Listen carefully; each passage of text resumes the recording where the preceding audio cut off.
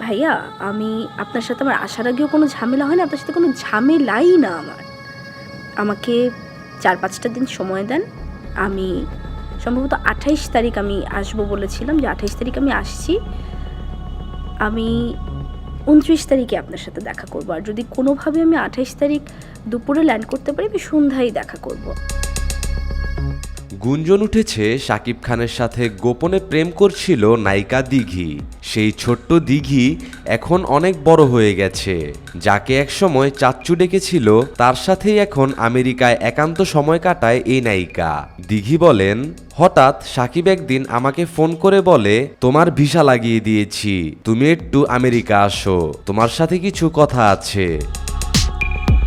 আমি ইমিগ্রেশনে দাঁড়িয়েছিলাম। আমার তখন প্রথমবার ইউএসএ যাওয়া, এবং আমি ইমিগ্রেশনে দাঁড়িয়েছিলাম, এবং ইমিগ্রেশনে উনি আমাকে সম্ভবত কোনো একটা টেক্সট দিয়েছিল কিংবা কোনো একটা পোস্ট পাঠিয়েছে, যেটার অ্যান্সার আমি করতে পারিনি এখানে ওই মুহূর্তে, কারণ নেটেরও সমস্যা ছিল, আবার বাসা থেকে বারবার ফোন করছিল, কারণ এতক্ষণ পরে একটা যোগাযোগ হওয়ার রাস্তা ১৫-১৬ ঘন্টা পরে। দিঘি আরও জানায়, শাকিব আমাকে বিয়ে করার প্রতিশ্রুতি দিয়েছিল, যেটা শুনে আমি খুব খুশি হয়েছিলাম। কিন্তু আমেরিকায় আমার সাথে দুদিন থাকার পর শাকিব আমাকে বলছে আমাকে নাকি তার আর ভালো লাগছে না, আমি নাকি তার চেয়ে বয়সে অনেক ছোট। সে আমাকে বলতে চেয়েছে আমি কোনো কথাই তার সিরিয়াসলি নিচ্ছি না, আমি তাকে রিপ্লাই করিনি। তো তাকে আমি বুঝালাম যে আসলে রিপ্লাইটা কেন আমি করতে পারিনি, এবং আপনাকে আমি যখন সময় পেয়েছি আপনার সাথে আমি কথা বলেছি, এবং আপনি যখন আমাকে লিখলেন আমি কবে ব্যাক করব, সেই ডেটটাও আমি আপনাকে জানিয়েছি।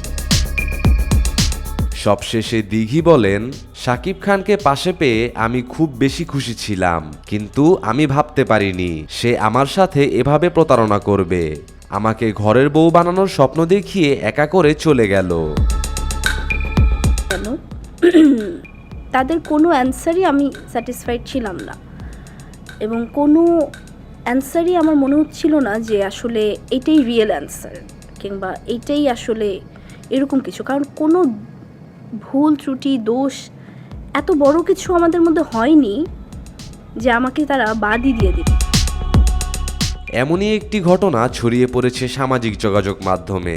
জানি না ঘটনাটি কতটুকু সত্য, কিন্তু শাকিব যদি নায়িকা দিঘির সাথে এমন কিছু করে থাকে তাহলে সেটা খুবই খারাপ করেছে।